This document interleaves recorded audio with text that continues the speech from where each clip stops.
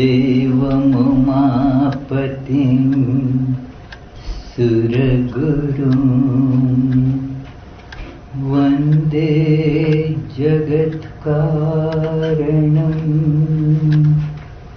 वन्दे पन्नगभूषणं मृडधरं वन्दे पशूनां पतिं वन्दे सूर्यशशाङ्क वह्निनयनं वन्दे मुकुन्दप्रियं वन्दे भक्तजनाश्रयं च वरदं वन्दे शिवं शङ्करम्.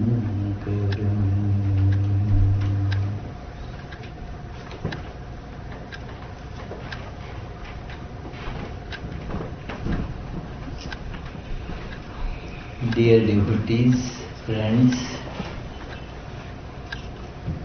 very happy to be back amongst you after a gap of about a year.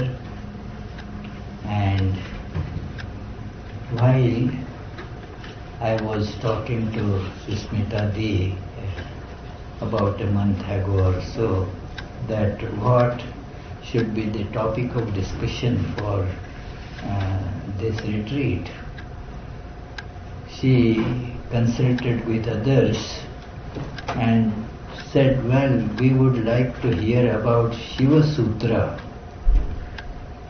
And while the topic is certainly very good, very dear to me, I had a few doubts about how suitable will it be for this kind of gathering and within the allocated time. It's a topic that cannot even in a summarized manner, difficult to discuss in say 2-3 lectures. So it was, I was not sure if I would take up that topic here. Secondly, as I had been observing, that because of various constraints, the devotees do not come here for all the lectures. Some come for say one of them, and then they have other works to do, other matters to attend, and so cannot come for the next one. And then they would come again later on for the say third or fourth one. So it becomes difficult to take up a topic which requires a kind of continuity. And so Susmita Di was intent on, well, we never had anything discussed on Shiva. And then I had learned that our Shiva Yogi is also going to come. So I thought it would be good to take up something else which is very closely related to Shiva Sutras. And that is Shivamahimna Stotra. In fact, it is much older a text than Shiva Sutras. Shiva Sutras, as we know them, they were discovered sometimes in about 10th century. There is a bit controversy about the date, but it is not a very early text as far as the discovery goes. So, but Shivamahimna Stotra has always been the text that was very dear to the devotees of Shiva, and also therefore forms one of the cornerstone scriptures for the Kashmiri Shaivism, of which this Shiva Sutra is the most important text. So, but this Shivamahimna Stotram, there too forms the basic foundational ideas about Shiva. You read them in Shivamahimna Stotra. So, therefore I suggested, can we pick up Shivamahimna Stotra? Of course, what I do not pretend that we can read through all the verses of Shivamahimna Stotra and discuss them at some length in this today and tomorrow. But the advantage is that there are many stories connected there, and even if we take up just a few verses, then still it will be quite useful. And even suppose some people attend one lecture, some attend two, some attend three, each will get something useful out of the discussion on the Shivamahimna Stotra. As the introduction or preface to the English edition says, that the Shivamahimna Stotra is, or the hymn on the greatness of Shiva is considered by many to be the best of all the hymns found in Sanskrit literature. Not only the hymns on Shiva, but amongst all the hymns one finds in Sanskrit literature, which is enormous.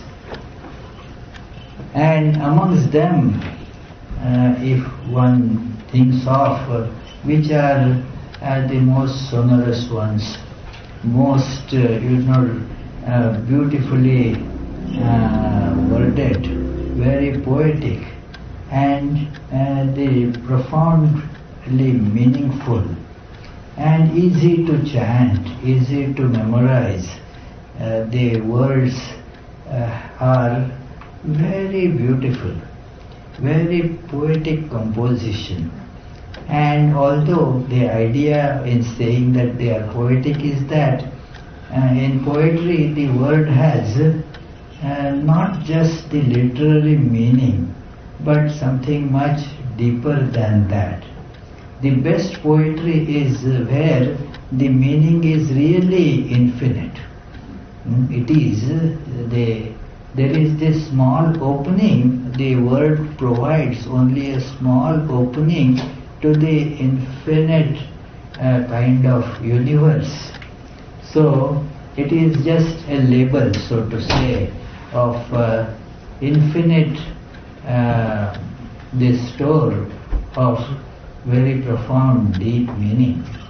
So therefore one can keep on meditating on these words and keep on deriving the substance of what is this Shiva. There is a legend associated with that, which is not that there are many Puranas or the mythological literature which give these stories, and as it happens, not everywhere the story is narrated in the same fashion. But yet the tradition has it that there is a legend. This hymn has been composed by one Pushpadanta. Now the meaning is, Danta means teeth and Pushpa is flowers. The flowery teeth means one has, and which makes no sense, you see, but it is. He was very fond of flowers according to this legend. So he would therefore come to pick flowers in a king's garden. The king also was very fond of flowers and gardening, and he has an exquisitely beautiful flower garden. And this Pushpadanta was the king of the celestial beings called Gandharvas. Gandharva is a level, it is many times these questions get asked that what is a Gandharva? Gandharva Loka, we read these things in various Puranas and even Upanishads also, like Taittiriya Upanishad describes in Anandavalli that there is the Gandharva Loka. So, what is this Gandharva Loka or other lokas? See, Loka, the word means that Lokyate, Bhujyate, that is how the derivation of this word comes. That we enjoy or experience this world at one level where our senses can perceive, our brain can feel, analyze, and thus we can be familiar of that level of existence. Now, only the world that is available at that level is perceived by us, and we can have the enjoyments or sufferings of that level alone. And therefore, we even go to the extent of thinking that that is the only world that exists. But as one's senses start becoming finer, more and more sensory perceptions become available. Different worlds then get seen. It is because how do we experience this world? This world is experienced through our sense organs depending on their capabilities. So, like we see, we have a visual range, and so our visual world, when the frequencies are in that spectrum, then alone we can sense it. Otherwise, there are so many different colors which a bird eye may be able to see. Our eyes are not capable of sensing those, and therefore that, as it were, does not exist for us. Think of some hawk, say for example, a hawk's eye. A hawk has a tremendous resolution power in its eye compared to human eye. A human eye, even from a close range, will not be able to see a small insect camouflaged in the grass. We will not see where is that insect. I don't see, because it is very finely hidden within that blades of grass. But a hawk can see from a great height that it is right there, can see the difference in the color of the grass and the color of the insect. We do not have, our eyes do not have that capability to distinguish between those colors. And so we are not able to see, but that fellow sees it from the sky, exactly gets the location and just scoops down, and in a second the poor little insect is in its stomach, so to say, gone. So see how much is the power, how different will therefore be the visual world of a hawk. It will be very different from a human visual world. Similarly, think of the other insects, other animals, other creatures. Think the world, for example, of a whale. Deep inside the ocean, a huge animal. It is the whale's body will be so big, you see, much bigger than this hall. We all would be very spaciously accommodated in the tummy of the whale. So it is. Now imagine, how the perceptions of that whale, how the world of that whale will be. It is a completely different world. If you want to, think of not that it is that important, but when I was reading one of the most famous American novels, Moby Dick. Moby Dick. It is about that whale. And then it describes, I really am struck by the knowledge that this author had about this whale world and everything connected with whales in those early days. It was written sometimes, that novel was written sometimes in 19th century, and it describes how in 1800s and all that whales were hunted, and how the whale world is, anatomy of the whale, very beautifully described. But for our today's discussion, what I am pointing out is that imagine how different the world of that whale would be. And this is just about the physical thing. Imagine the mental worlds, how different will they be? Imagine the psychology of a mosquito, how different will it be than our psychology.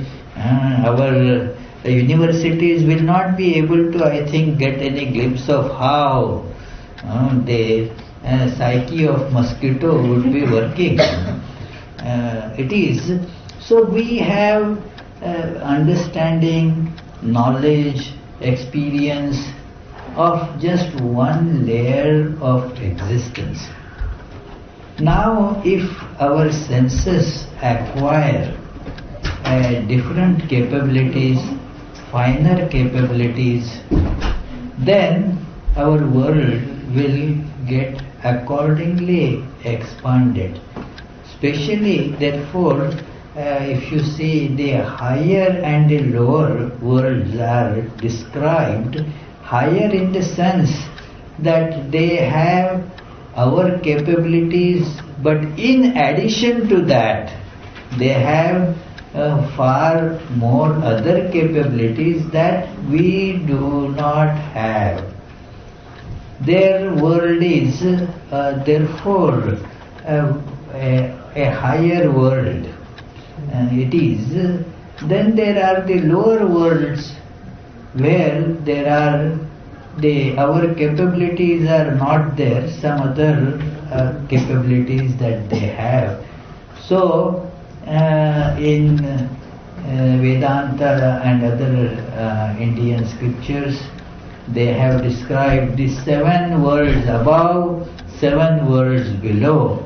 So Gandharva is a world that when somebody's senses become very fine-tuned, can perceive and enjoy the bliss coming from many different avenues of music and art and other fields, then that becomes a Gandharva. A Gandharva, therefore, they are like those celestial beings. They are called celestial beings because they are endowed with very fine powers of perception, very subtle powers of enjoyment, and therefore also a very deep misery. because they go hand in hand. If you have, what happens is your senses become finer, your capabilities of perception become finer, and thus while your avenues of joy increase, equally your avenues of misery as well increase. Like Swami Vivekananda mentions that a man, a highly educated person in various streams of knowledge, therefore can enjoy many things which an illiterate person will not be able to, like these pieces of fine literature and all that. That person will be able to enjoy, will be able to see the subtleties of the dramas and novels, poetry and whatnot. So it is they find music, all that has been very well cultivated for that person, you see. And so his that person's avenues for enjoyment are more than somebody who is illiterate and not cultured in a way, in a similar fashion. But then the miseries also are many more. An uncultured person feels the physical miseries as somebody gave me a blow, but doesn't feel much if somebody said a word of criticism. The fellow doesn't get that much pain by it. But our highly civilized people will hold on to that somebody said an insulting word to me. For years that pain will remain there, you see. Because the perceptions have become very fine, subtle, and thus both that happens. The idea in this, telling all these things is because this Pushpadanta who composed or is credited to have composed this Shivamahimna Stotra was a Gandharva. A Gandharva, and he loved flowers. And he would therefore steal all the flowers from that king's garden because he had the capability to become invisible. So, although king kept lot of guards, yet those guards could not prevent that theft. The flowers, and king used to feel very sad that such nice garden I have, and I see the buds coming, but before I could see the flowers, all the trees, they are just short of flowers. The flowers have been, somebody has plucked them all and gone. Who is that fellow? I could not catch. But the king also was not going to just let it stand at that stage. He also was very determined that yes, I will find out. So, while he was thinking of what would be the means to catch that person, it is a tradition that we all Hindus, they follow, that the flowers with which the worship is done, and those flowers, they are considered very holy, and those flowers therefore should not be disrespected by treading upon them. It is therefore buried under a tree or put in a river where they won't get trampled under anybody's foot. So it is that is how there is this idea about the flowers which have been offered to Lord in worship. So it is in Bengali, they are those flowers therefore are called Ashirvad. That it is It is as if that is the blessings that is from God, that flower. So what king decided was that let me put all these worship, the flowers of worship, spread it in the garden. And that was done unsuspecting any such thing. This Pushpadanta, the Gandharva Raj, king of Gandharvas, he came to steal the flowers and just trampled those flowers under the feet. And thus, because of that sin, this wrongdoing, his powers that are associated with being a Gandharva, and that powers were gone. He became an ordinary human being. His celestial powers were all gone because of this wrong deed committed. And thus the guards could see and catch this fellow and then put in the prison. So now this Pushpadanta, he was not much concerned, worried about being put in prison. But he was very sorry that he had trodden upon the flowers offered to God. He knew that is how he would be, he was cursed. And then he understood that, well, there is the effect of karma. That there is, I did this thing bad, I got caught, and therefore now I will have to suffer these consequences.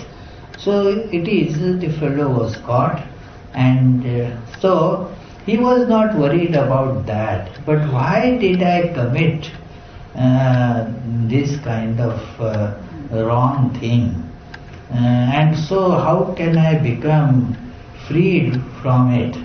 So I was repenting, and in that repentance he started praising the Lord Shiva.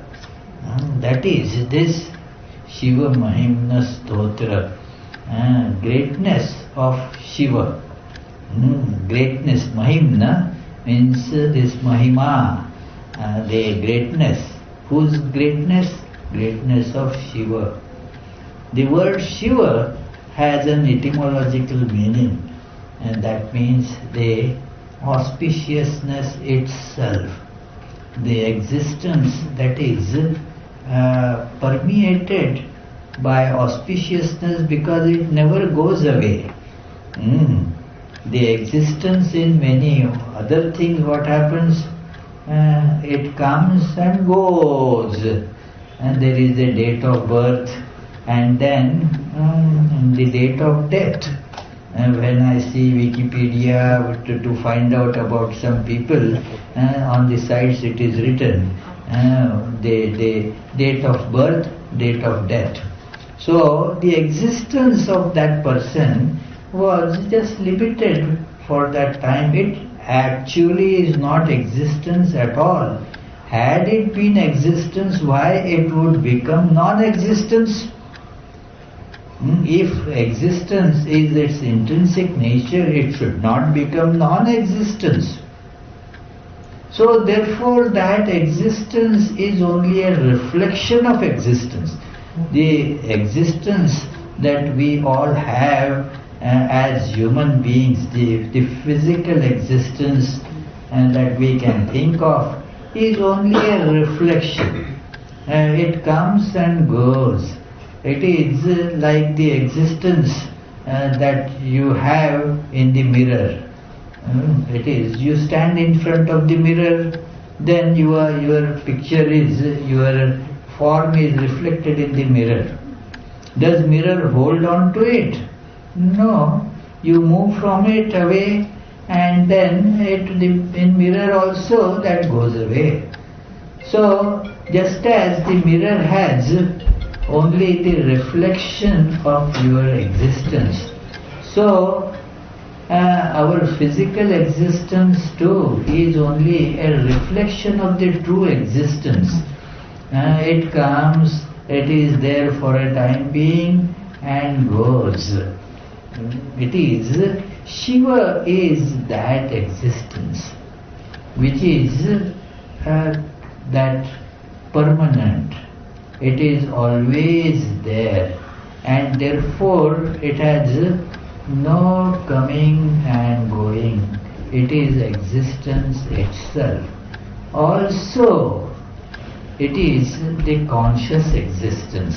It is not an inert existence, not like the existence of matter. We associate, which is not very correct, but we associate inertness with matter. That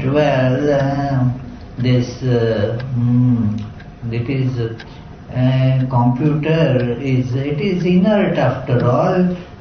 It doesn't do things on its own. Even if you think of artificial intelligence and all, it has to be fed to it and so forth. It is inert. It is not, but it is, we think that what we call matter is not conscious.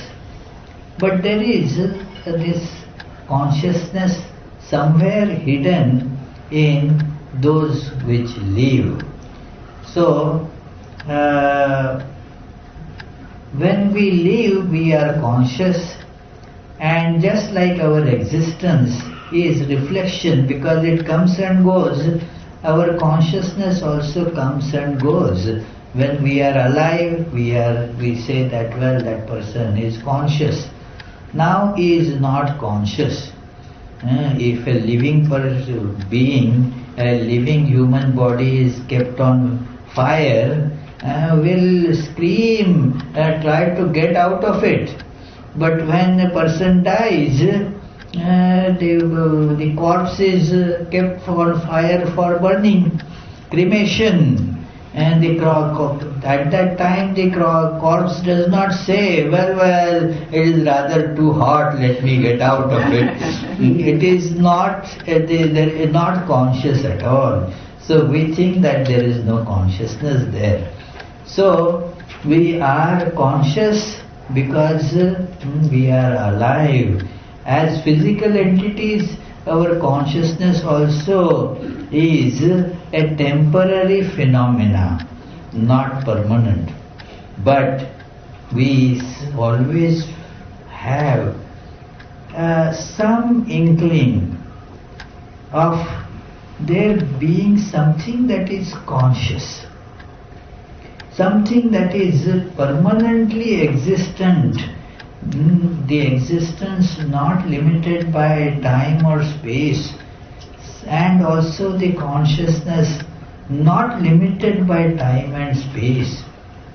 That a very small part of it is felt in us. Each of us, this is an important point in the study of Vedanta, and also specifically in this context of Tantra. The Shaiva Tantra has this concept of the permanent aspect, that while we all have whatever we experience is temporary. It is coming and going, but without some unchanging background, we cannot see even the change. There has to be an unchanging background even to perceive the change. And this is presented in various texts of Vedanta. You see, that we can perceive something and that perception changes, but yet there is some component to it which does not change, because of which the perception of change also can come. It is a point which is logically fairly easy to understand, and yet very difficult to actually grasp. Logically it is, one can say, yes, how can you perceive the change without an unchanging background? So you do not see the unchanging background, but because of the your perception of change is possible only if there is the unchanging background. So there has to be an unchanging background, and this is in a way a method of deduction.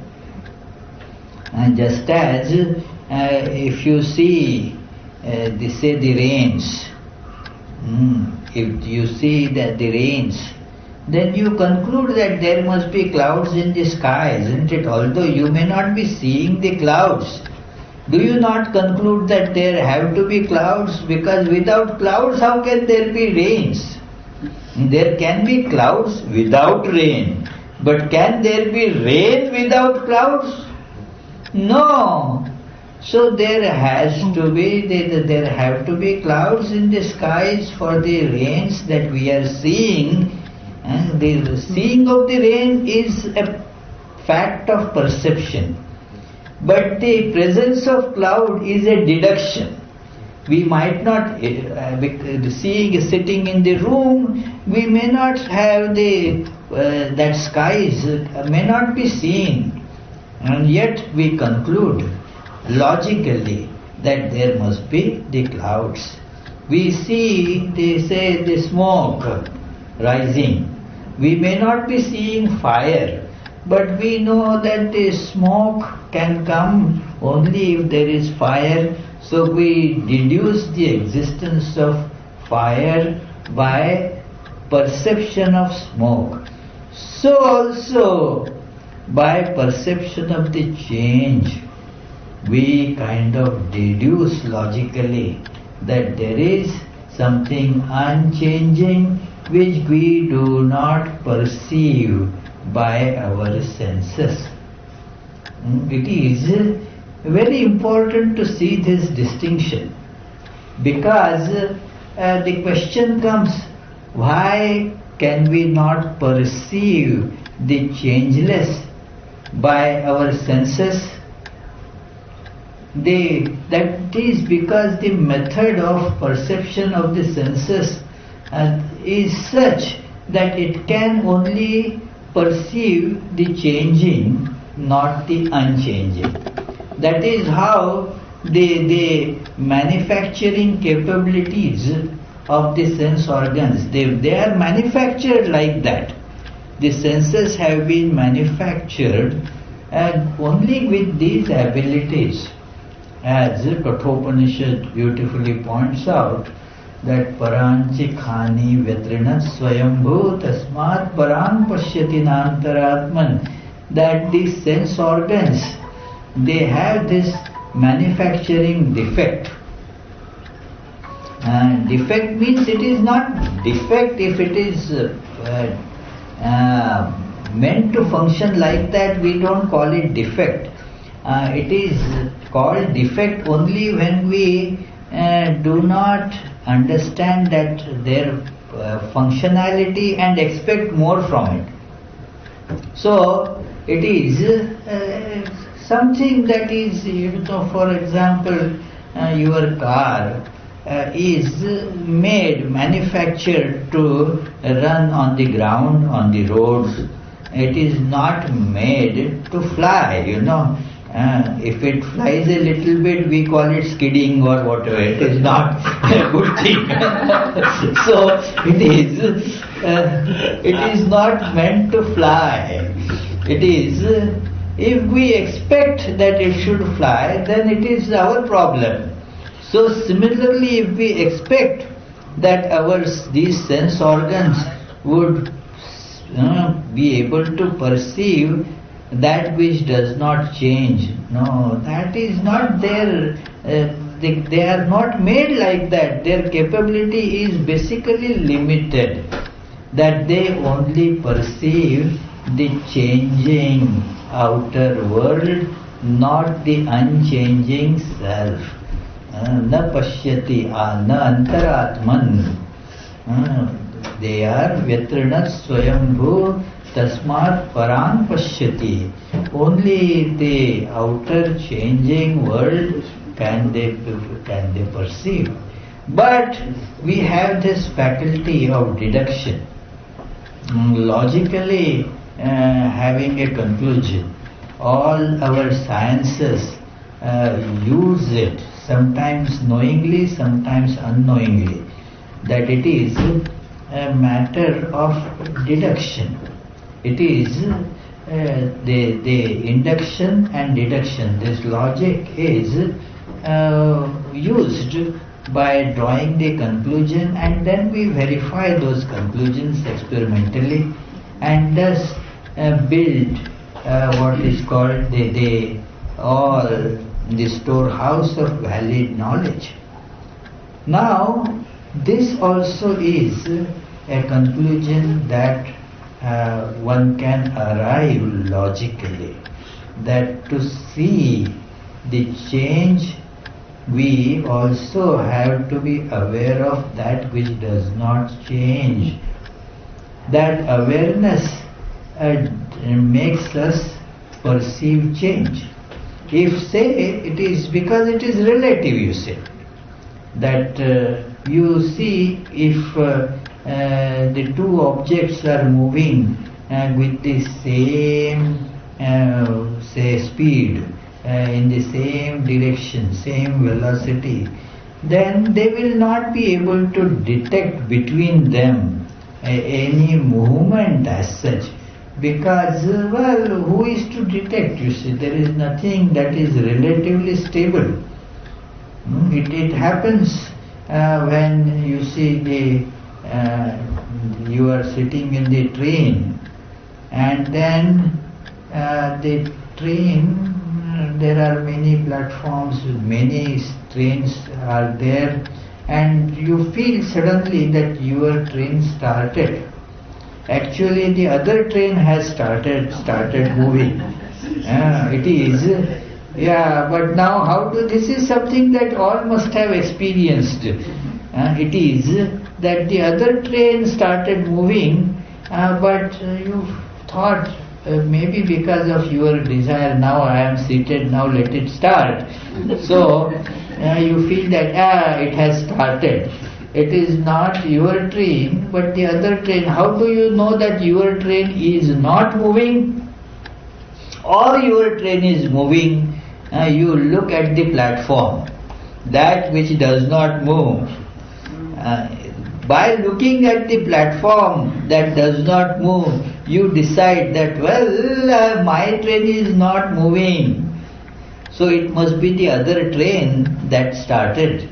And then when you see that your position relative to the platform is different, changing, then you understand that your train is also moving.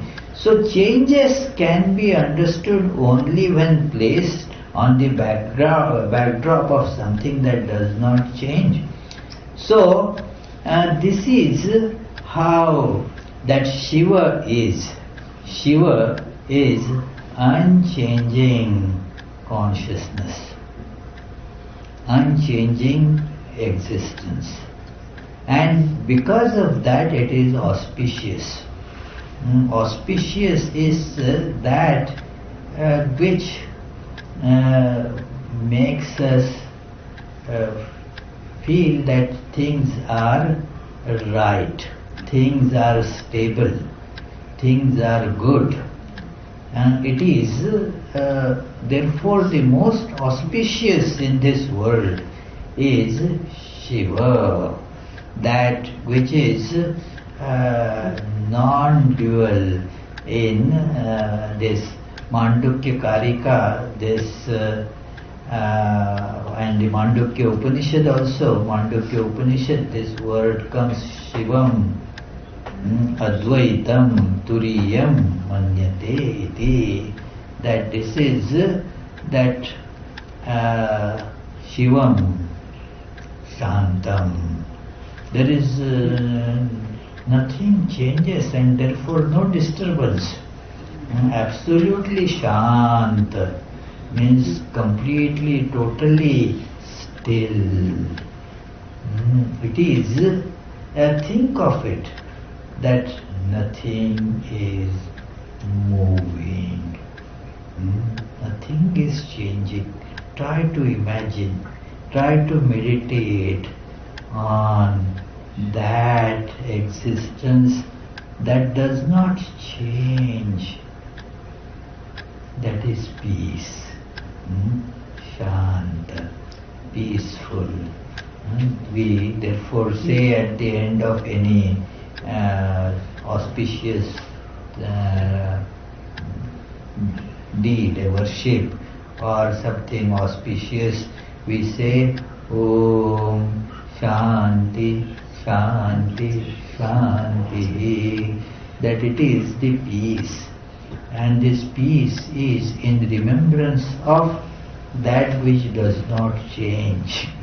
Otherwise it is a turbulence. It is, even if you say go to the remotest place in Himalayas, it is not that it will be Shanti, because there also things you will see changing, because the mind is changing, running about. There is no peace there. But when we hold on to that which does not change, then there is peace. That is in fact the way that we can make our life peaceful. Hold on to that and which does not change, and that is our true self. That is another important point there, that our true self does not change. It is. We will discuss some of these ideas as we proceed with the discussion of the Shivamahimna Stotra. So this is the idea behind this word Shiva, and how the greatness of Shiva can be felt, measured. The idea expressed by this king of Gandharvas, who because of the anger, displeasure of Shiva, not that Shiva gets displeased, but it is our own these misdeeds that our conscience tells us that you did something wrong, and thus it kind of punishes us. So it is because of that he has composed this. It can also tell us this fact that things which are not very pleasurable, we get punished. Now that punishment actually can usher many good things in life that we don't see at that time. It can give a very important and tremendously meaningful turn to our life, because of certain not very pleasant experiences that we get, because those make us introspective and we start thinking on a somewhat more auspicious or higher plane of life. You see how Bhagavad Gita came to Arjuna how all those teachings of Krishna became possible there because of the despondency of Arjuna. That was therefore the first chapter, first yoga, the yoga of despondency. Arjuna became very, very miserable. Was not able to think of any means of removing this misery or coming out of this terrible situation. It is, I am not going to spend too much time on that, but it is very important to see that this tremendous suffering that he had, that made him receptive to the higher wisdom. Till then he never thought of Krishna as God, never thought of Krishna as a teacher. Before Bhagavad Gita, before that day of the beginning of the war, his idea of Krishna was, my friend, we had been playing together, and nice, and he sometimes is wise, so I get advice from him. That's about it, and yeah, he is very helpful, but like a helpful man, that like a neighbor, who is very helpful, very kind-hearted. Okay, I will come, help, like our John wants to help people, okay, so it is, nice. So such, who helps. So Krishna was just thought like that, not a divine dimension of Krishna was thought. How that came to him? Because of this despondency. And he then could really seek advice from Krishna. It is, look at that time. How deep was this sense of terrible depression that Arjuna got into. The world was as it were all lost. On both sides things were looking terribly bleak. The question was, now what is to be done? He said, even if I die, that is fine. But living in this condition was terrible. And yes, it happens to us that torture of our own, inflicted by our own thoughts, is far more than the torture that somebody else can inflict. It is that situation. So,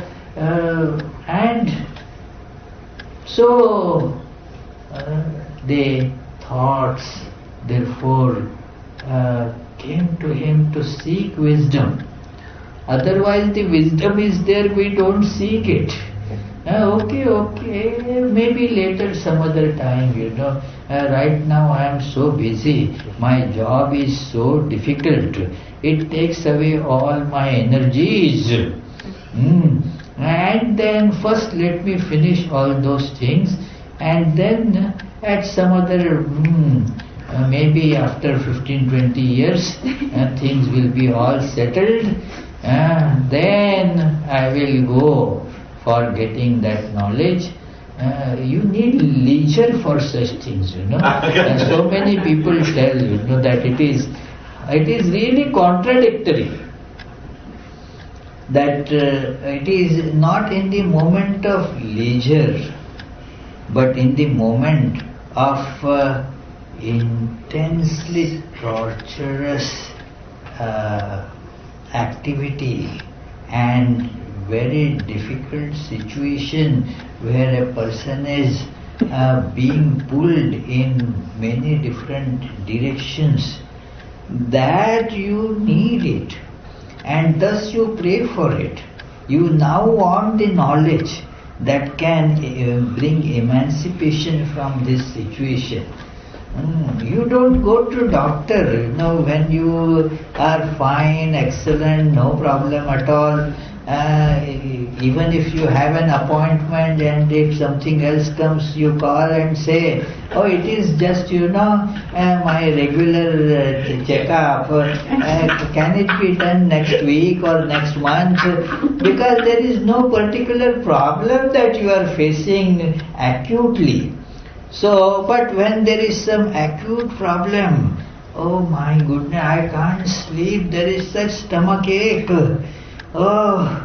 Then you immediately call the doctor or the ambulance, the emergency room and all. You rush there.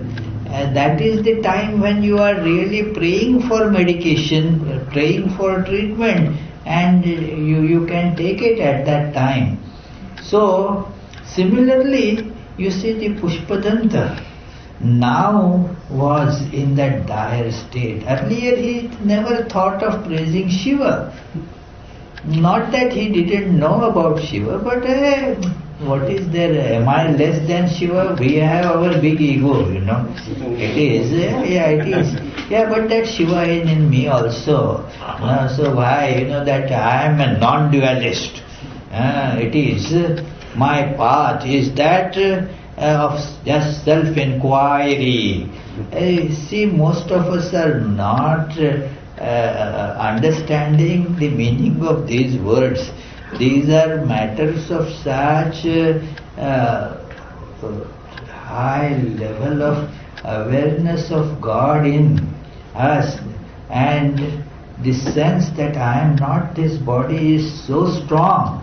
Then alone that yes, I am divine can come. When we read Gospel of Sri Ramakrishna, therefore Sri Ramakrishna many times warns about this kind of misunderstanding, that we may think that yes, I am that high order of Vedanti. Well, that Sri Ramakrishna used to be, he had that relative, Haldari. And then it is, he used to talk about this Vedanta, especially when he would have some snuff, that putting some snuff in the nose, having a few sneezes and all, and the brain would get some titillations and all that, and would read that Adhyatma Ramayana where all this non-dual wisdom is described. But then afterwards would get depressed and all that, other problems would come, and that it is Sri Ramakrishna would then make fun of him. Just now you were saying like this, and now what? That it is, the tax man will come and, what happens? You are that why you are worried about the tax man coming and confiscating your property? Let it go. Why you are worried? So it is this non-dual understanding is, when it really comes to even a millionth part, it would just shake up our that idea, I am this heap of flesh and blood and bones. If my awareness is I am this blood, bones and all that, what non-dual knowledge? You don't have it. You can keep it, yes, think about it, it will help us. But do not get that idea that, I know everything. Yes, I know Vedanta, I have read Panchadashi, it is not so simple. one needs to go through like a grinding mill, this ego needs to be crushed completely, that I am so and so. Then a little bit of knowledge can come to us. So this Pushpadanta, and therefore when he fell from that height, the ego got a big blow, and thus he thought of Shiva. Not exactly for the purpose of being pardoned, but because to repudiate the sin committed by disrespecting Shiva. So therefore this was composed by him, and it is so spontaneous. This the words are, as I mentioned earlier, the poetry is so sublime here. You can just study this thing from that point of view. The Sanskrit language is somewhat, while only somewhat, tremendously terse here, being poetry. A rudimentary knowledge of Sanskrit is not at all enough for understanding the Sanskrit of this. I am not capable of having that much knowledge of Sanskrit to really dwell on the depth of each word without referring to the translation and such things. So therefore it is many great sages have meditated on these verses. It is Sri Ramakrishna used to go, he had gone into samadhi by hearing the stanzas being recited. So it begins like this. What is time? 8:40. I think we should wind up soon, isn't it? Yeah, it is 8:40. So we will just see the word meaning of the first verse. A few first verses, and they are of the nature of saying that, well, I am not capable of really praising you adequately. But it is not just my fault. Who can be capable of praising you? So if they are not capable, I am not capable either. So it should not be just counted as my fault alone. It is always a principle in justice is that there should be the same law should become applicable to all, you see.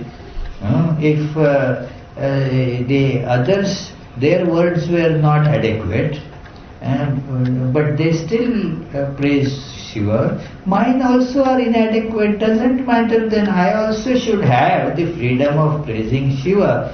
After all, it can never be adequate, even if great poets or even the Suraguru, Brihaspati, the most learned being who is the teacher of all these celestial beings, the Devas, the powerful beings, still if their praise is inadequate, I alone should not be blamed for it.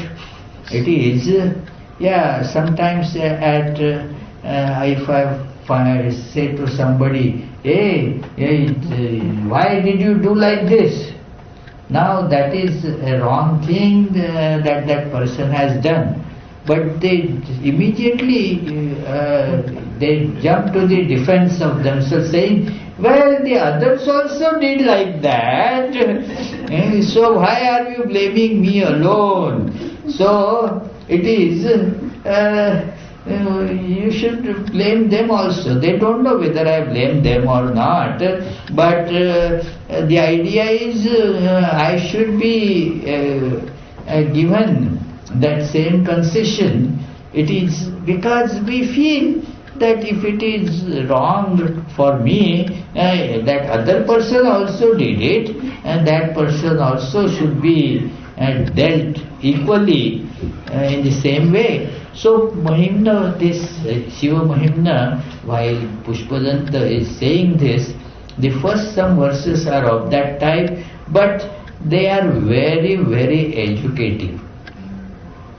Mahimna paramte parama vidusho yadya sadrishi stutir brahmadinam api tadavasanna tvai girah athavachya stotram swamati parinamavadhigrinan mamapyesha stotre har nirapavada parikarah. Who will read the meaning? Most of you have books, I guess.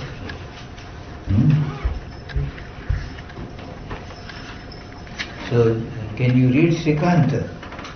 Just the translation, not word by word. If the praise of thee by one who is ignorant of the extent of thy greatness be unbecoming, then the praises of even the Brahma and others are inadequate for thee. And if all remain unblameable by praising thee according to their intellectual powers, then even this attempt on my part to compose a hymn is free from any blemish. Is free from any blemish. So it is, this is the first stanza that the author admits. What the author points is that it is anyway Mahimna paramte, that your greatness is param, beyond. Beyond what? That it is beyond speech, beyond thought. And therefore, even if the greatest intellects or the most capable composers, even Brahma decides to do that. Brahma is the first amongst the created beings, and therefore has been entrusted to do the further creation. That is called Brahma. That it is, there is this world is created, so there has to be some creator. So, but it is, although creation, sustenance and dissolution, they are three functions, and then each has been, of them is assigned to one deity. There is the supreme deity of which these are aspects. So, always they are subservient. In the Vaishnava text, it is Lord Vishnu who allocates this. Brahma, you do this. Shiva, you do this. In the Shakta text, like we chant that just every day, or that part of our arati, Srishti Sthiti Vinashanam Shakti Bhute Sanatani Gunashraye Gunamaye Narayani Namostute. That it is Narayani, the Divine Mother, who allocates that, okay, some functions, okay, you do Srishti. Brahma, what do you do? As just remaining idle like that is not right. Come on, do Srishti. Okay, Brahma has no, can't, disobey the Shakti. So therefore starts, okay, as you wish, Mother. So it is in Vaishnava scriptures, it is Vishnu who delegates these works to others. So in Shaiva text, it is Devadhideva Mahadev. So the Mahadeva gives these functions to others.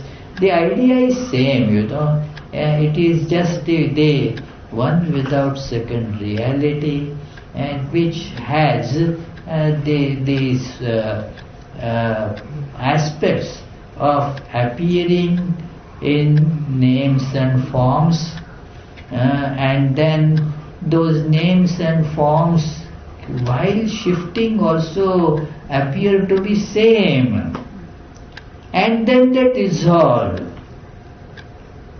go away. And we, in fact, in Shiva Tantra, this Kashmiri Shaivism, this is a very important point, that they say that how do we recognize that the person is same, that very person? Just think about it. It is therefore called Pratyabhijna Shastra. Pratyabhijna means recognizing that. Like I met just around this time last year, from Pittsburgh last time I flew to Alaska. I came to Pittsburgh, and then instead of going back to Providence, I took flight from here to Alaska. And in Alaska, there was a friend of mine, he still is there, and we studied together in grades 6 and 7, and since then we didn't see each other. At that time we were about 10, 11 years old or so, 12 years old max, and now we both, about hitting 64, 65. So in those intervening 52 years, we never met each other. So how do we recognize that it is the same person?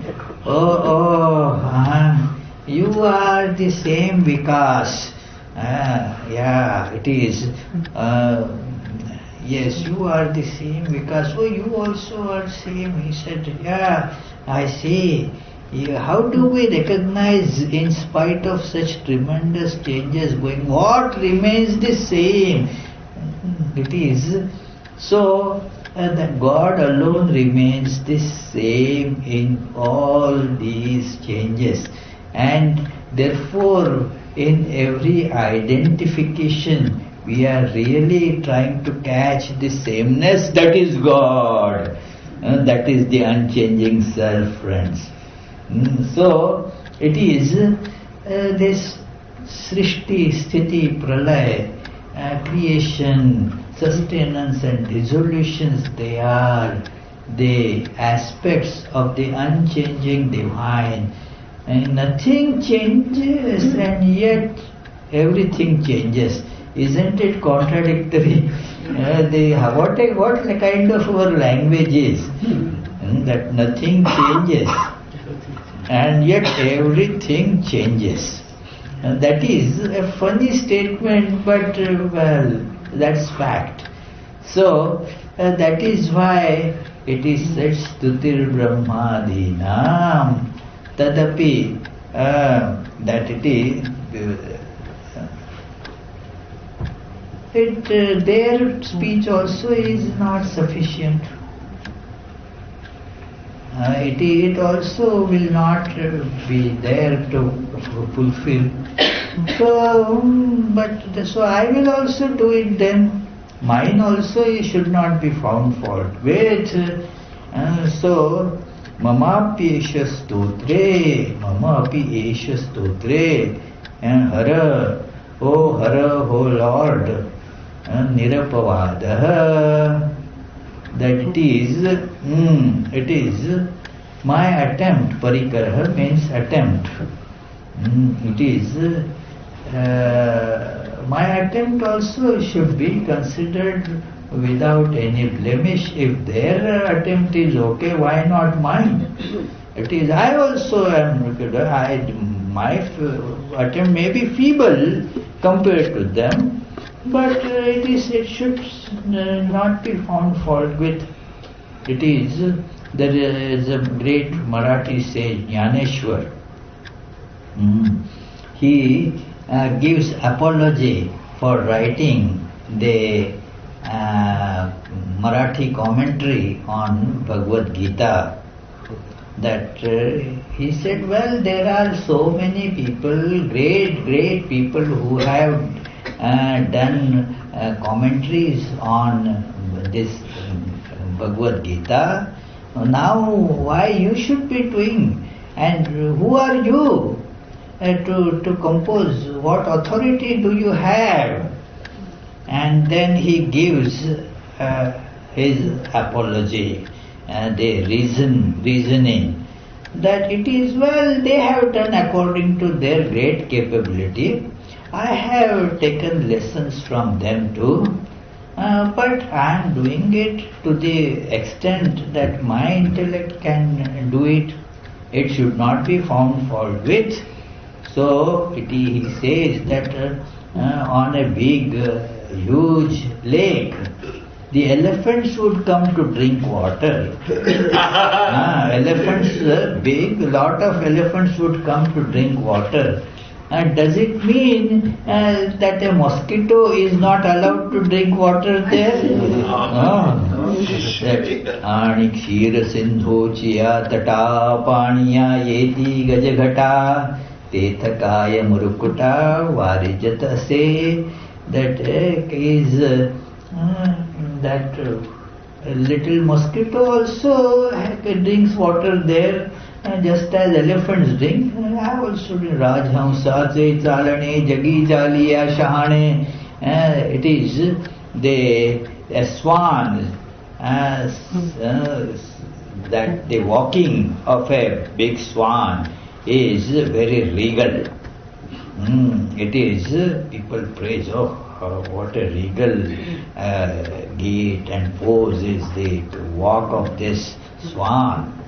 But does it mean nobody else should walk? We all walk according to how our feet are. So therefore, even the great sages like Vyasa and Shuka, they also, with doubt, they also could not describe that.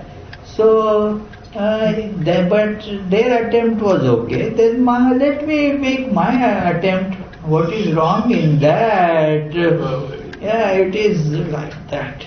When, in Kashipur, a great incident happened, which is remembered even to this date, that it was January 1st. And then Sri Ramakrishna was feeling a little better. On that day he was suffering from that cancer, and the body was very weak. And that day, since it was a little sunny outside, and Sri Ramakrishna was feeling better, he was being taken for a little stroll in that Kashipur garden house. And then many devotees were there, and then when Sri Ramakrishna was walking, and there was Girish Chandra Ghosh standing there. Seeing Sri Ramakrishna, he prostrated before Sri Ramakrishna, and then Sri Ramakrishna asked him,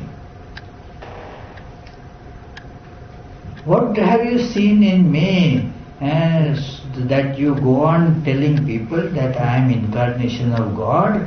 What did you see?" And Girish Chandra Ghosh with folded hands says that, well, what the great sages like Vyasa and Valmiki also were not able to say about that. What more can I say? And again took the dust of Sri Ramakrishna's feet. So, well, Girish Chandra Ghosh also is like Shivamahimna, that mantra, that Pushpadanta says, everybody, because the speech stops there, the thought stops there. So, and yet, we will see later on in the discussions of the few coming verses, the important features of why Pushpadanta still wants to do it.